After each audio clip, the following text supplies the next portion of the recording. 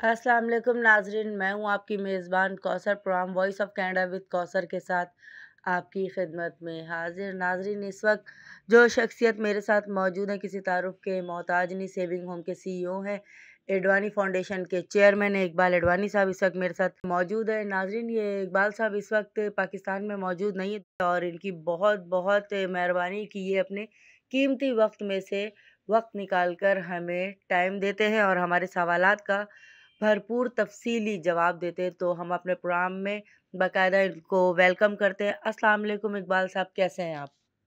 Thank you. पहले तो मैं आपका थैंक्स अदा करूँ, आपने मुझे इनवाइट किया। और वालेकुम सलाम। इकबाल साहब, मेरा आपसे पहला सवाल है कि फ़लस्तीन के मामले में पाकिस्तान कुछ नहीं कर सकता, बेबसी का आलम है, मगर इस्राएली प्रोडक्ट को तो वो बैन कर सकता है। ये इक़दाम पाकिस्तान क्यों नहीं कर रहा? क्या कहेंगे आप इस बारे में? देखिए, हर मुल्क के अपने मफादात हैं, सिंपल सी बात है। जितने भी मुस्लिम ममालिक हैं, ख़ासकर पाकिस्तान भी, हमारे खुद के भी अपने प्रॉब्लम्स हैं। और पाकिस्तान तो बेचारा ऐसी पोजीशन में, वो तो किसी के बारे में क्या बोलेगा। हम अगर कुछ फ़लस्तीन के बारे में आवाज़ ज़्यादा उठाएंगे और इसराइल के ख़िलाफ़ ज़्यादा बोलेंगे, तो मुझे लगता है हमारा IMF का मुआहिदा ही नहीं होगा। और जब हम IMF का मुआहिदा नहीं होगा तो पाकिस्तान का क्या हाल होगा। और बाकी रहा जितने भी मुस्लिम ममालिक हैं, बाकी जितने मुस्लिम ममालिक हैं, उनके साथ भी प्रॉब्लम ये है कि हर कोई अपने अपने मफादात देखते हैं। जैसे मैं आपको एग्ज़ाम्पल दे दूँ, मिस्र। मिस्र को चलाने वाली अमेरिका ने, देखिए पहले आप ये समझ जाएँ, जो इसराइल है ये एक्चुअली अमेरिका है, और अमेरिका कोई छोटी ताकत नहीं है। उसने अपना एक मुल्क बना कर, एक ऐसे कुछ ऐसा यूँ समझ लें, उसने अपने लोगों को बिठा रखा है फ़लस्तीन के अंदर, मिडल ईस्ट को कंट्रोल करने के लिए। अगर इसराइल से जंग करने का मतलब है, जो भी लड़ना चाहता है इसराइल से, वो यूँ सोच ले कि वो अमेरिका से जंग कर रहा है। तो अमेरिका से आप बताएं कितने मुस्लिम ममालिक हैं जो जंग करके अफोर्ड कर सकते हैं अमेरिका से लड़ाई? नहीं कर सकते। सीधा आ जाए, उसके जो नेबर हैं, जो सबसे बड़ा है, जो वो कौन है, इजिप्ट, मिस्र। मिस्र की गवर्नमेंट डिपेंड ही अमेरिका के ऊपर करती है, और ये जो गवर्नमेंट है उसको लाने वाला अमेरिका है। अब आ जाएं आप उर्दन। उर्दन का जो शाह है, उसको बनाने वाला ही अमेरिका है। वो गवर्नमेंट पूरी डिपेंड करती है अमेरिका के ऊपर। वो किस तरह दुश्मनियाँ लेंगे। बाकी जितने और अरब ममालिक हैं, जो मुस्लिम ममालिक हैं, ज़्यादातर अमेरिका पे डिपेंड करते हैं। और सबको पता है कि ये जो इसराइल है ये एक्चुअल अमेरिका है। तो इस वजह से खुल के कोई भी सामने ये नहीं आएगा। जो भी खुल के सामने आ रहे हैं, वो ज़्यादातर कौन आ रहे हैं, वो ऑलरेडी अमेरिका से एंटी है। सीरिया के पहले ही झगड़े चल रहे हैं अमेरिका से।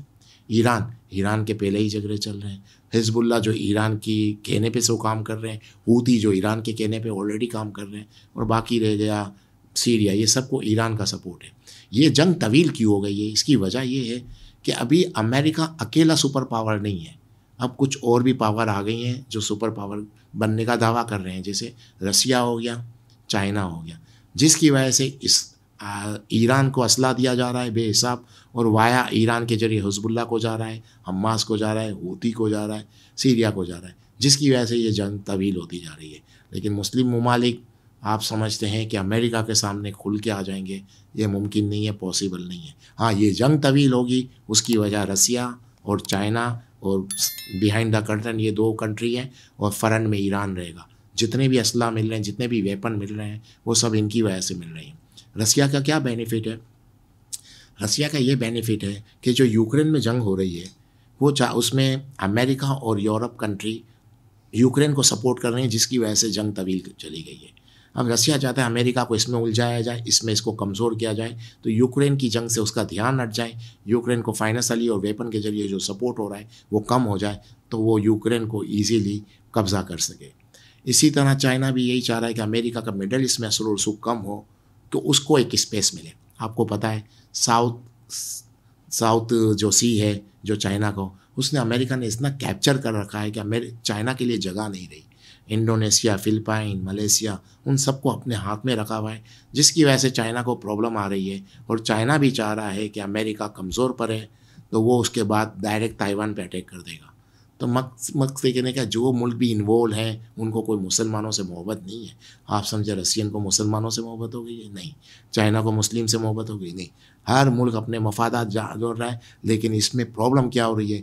बेगुनाह बच्चे, औरतें मारी जा रही हैं, और मुझे लगता है इनके नाम पे पूरी दुनिया अपने अपने मफादात हासिल कर रही है। सच्चाई यही है। लेकिन क्या हो रहा है, बेगुनाहों को मारा जा रहा है जिनका कोई कसूर नहीं है, और हमेशा यही हुआ है, बेगुनाहों को मारा जाता है और उस पर हर मुल्क अपनी सियासत करता है। रियलिटी है। इकबाल साहब, मेरा आपसे सवाल है कि आप खुद सेविंग होम के सीईओ हैं, आपका खुद का एक चलता हुआ मार्ट है। इसराइली प्रोडक्ट को लेकर इस हवाले से आपने क्या इक़दाम किया है? कुछ बताएँगे हमारे नाज़रीन को? Very good. मैंने अपने पूरे स्टाफ को बोल दिया कि मैं जितना जल्दी हो इसराइल की प्रोडक्ट आप हटा दें और इसकी रिप्लेसमेंट आप ढूंढ लें। जितनी जल्दी इनकी रिप्लेसमेंट आ जाएगी और इनको हटाते रहें, और अगर आपको रिप्लेसमेंट नहीं भी मिलती फिर भी आप हटा दें, क्योंकि ज़मीर गवारा नहीं करता कि हम इसराइल की प्रोडक्ट यहाँ पर बेचें। इकबाल साहब, पाकिस्तान में जगह-जगह इसराइल और फ़लस्तीन के मामले को लेकर प्रोटेस्ट हो रहे हैं। प्रोटेस्ट ही मसले का हल नहीं है। अब तो एक बहुत बड़ी ज़्यादती ये देखी गई है कि बैंक में हम जब फ़लस्तीन को इमदाद भेज सकते थे, उस पे भी पाबंदी आयद कर दी गई है। जगह-जगह बैनर लग गए हैं कि फ़लस्तीन के लिए इमदाद एक्सेप्टेबल नहीं है। क्या कहेंगे इस बारे में आप? क्या ये ज़्यादती नहीं है? मैंने आपको पहले ही कहा ना, पाकिस्तान अफोर्ड नहीं कर सकता अमेरिका से नाराज़गी।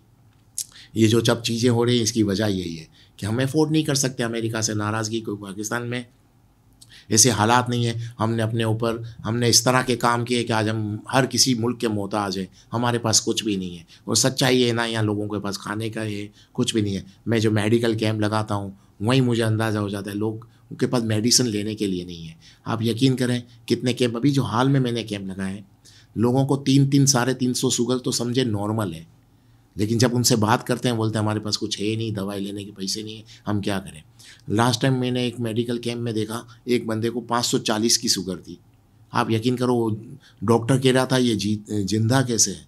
तो ऐसे हालात हैं हमारे मुल्क में, लोगों के पास इतनी इतनी बीमारियां हैं, लोगों के पास मेडिसिन लेने के पैसे नहीं है, डॉक्टर को दिखाने के पैसे नहीं है।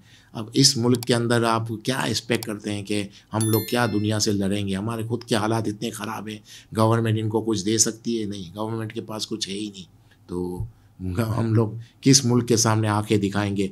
तो पाकिस्तान पे हम लोगों ने इतना जुल्म किया है कि इसमें किसी एक गवर्नमेंट या किसी सियासतदान किसी एक आदमी का नहीं है, हम सब लोगों की गलतियां हैं। एक आम आदमी भी इसी तरह काम कर रहा है, एक आम आदमी भी रूल्स को नहीं मानता, कानून को नहीं मानता और चिटिंग से ज़िंदगी गुजार रहा है। तो इसका रिज़ल्ट यही निकलेगा कि आज हम हर मुल्क के मोहताज हैं और हम अपना डिसीजन नहीं ले सकते।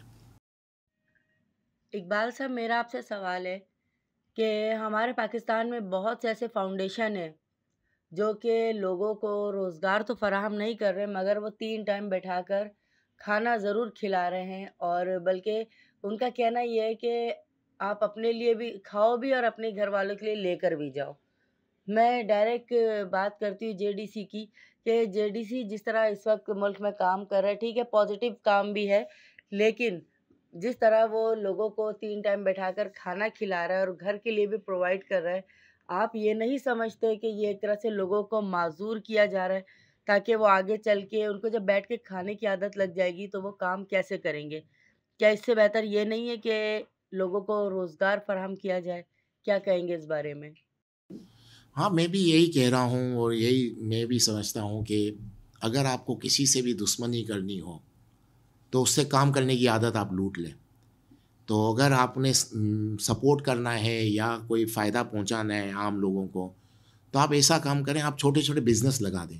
अब उस बिजनेस में अगर नुकसान भी होगा कुछ, लेकिन लोगों को रोज़गार, लोगों की काम करने की आदत नहीं जाएगी। कितने काम ऐसे हैं जो उनसे करवाने चाहिए, ज़बरदस्ती करवाने चाहिए, फिर उनको खाना भी देना चाहिए। मतलब आप और बड़े बड़े वेयर हाउस ले लिए, वहाँ लोडिंग ऑफलोडिंग भी करवा लें उनसे और उनको एक टोकन दे दें, बोले जाएँ हमारी बेराज से खाना खा लें। तो इस तरह के काम और बिज़नेस देने चाहिए, क्योंकि आप इतना खर्चा तो कर ही रहे हैं। तो मेरी अपनी राय थी कि इनके पास इनकी दलील होगी, ये कोई जो भी वजह होगी जो आपने कहा, इसका जवाब तो वो करीब से ज़्यादा वो दे सकते हैं। लेकिन मेरी अपनी राय ये है कि आपने मुझसे सवाल किया तो, कि काम करने की आदत किसी से नहीं लूटनी चाहिए, छोटे छोटे बिजनेस करवा देने चाहिए। अगर उस बिज़नेस में लॉस भी हो जाए तो वैसे भी तो आप मुफ्त में खिला रहे हो, तो लॉस तो कवर हो जाएगा। लेकिन छोटे छोटे बिजनेस देने चाहिए। और सबसे बड़ी बात जो आज की रिक्वायरमेंट है, आज के दौर की जो रिक्वायरमेंट है उस तरह की इनको ट्रेनिंग देनी चाहिए, वो काम सिखाने चाहिए जिसकी दुनिया में डिमांड है। मिडल ईस्ट में किस तरह के लोग मेन पावर चाहिए उस तरह की इनको तालीम देनी चाहिए, यूरोप में किस तरह के लोग चाहिए, पाकिस्तान में किस तरह के लोगों की ज़रूरत है उस तरह की अफरादी क़ुव्वत ट्रेन करनी चाहिए। तो ये जो पैसा हम बिल्कुल मुफ्त में खिला रहे हैं उसकी बजाय मैं कहूँगा कि ये पैसा हम उस पर खर्च करें, छोटे छोटे बिजनेस करें और इनको ट्रेनिंग दें तो वो खुद कमाने के काबिल हो जाएंगे।